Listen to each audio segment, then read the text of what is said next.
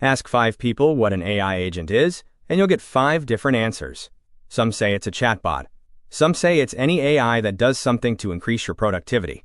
Some say it's just a workflow with Inside.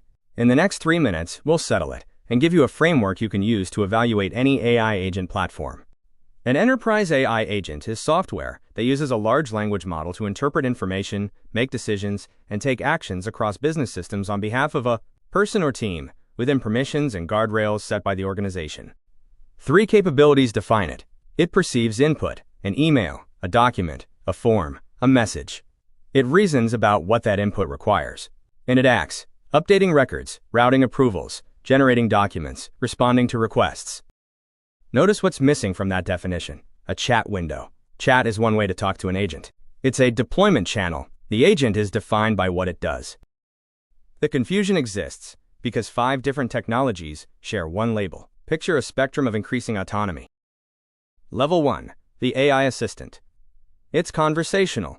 It retrieves information and answers questions, but it doesn't execute anything.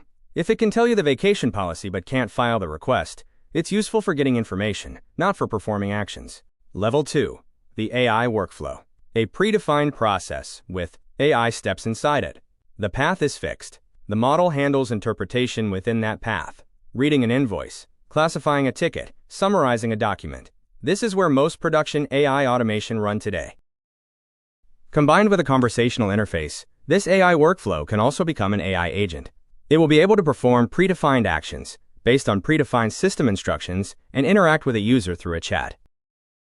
This architecture, AI workflow plus a conversational interface, represents level 3 in the hierarchy. This is also what enterprise AI agent means for many businesses. Level 4 is an AI agent that decides the steps to take on its own, but can only access a predefined set of tools, which it connects to, using MCP protocol.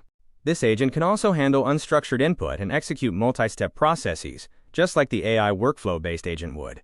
But in this case, a user has much less control over the steps an agent would take. Finally, level 5. Agent that lives on this level is autonomous AI agent. It plans its own path, defines its own subtasks, and runs with minimal human checkpoints.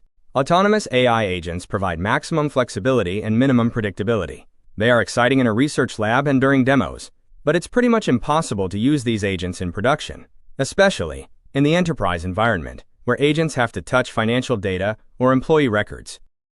So which level is the real agent? For an enterprise, that's the wrong question. The right question is, how much autonomy does this process need, and how much can we govern? The deployments that succeed in production combine level 3 capability with level 2 discipline. Agents that reason and act, wrapped in workflow logic that makes every decision auditable and every failure mode predictable.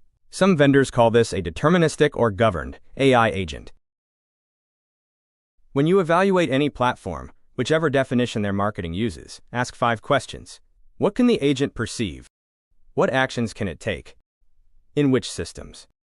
With what permissions? And what evidence trail does it leave? A vendor's answers to those 5 questions tell you more than any label. If you want the full written guide, including how agents compare to RPA, governance requirements, and use cases by function, the link is in the description.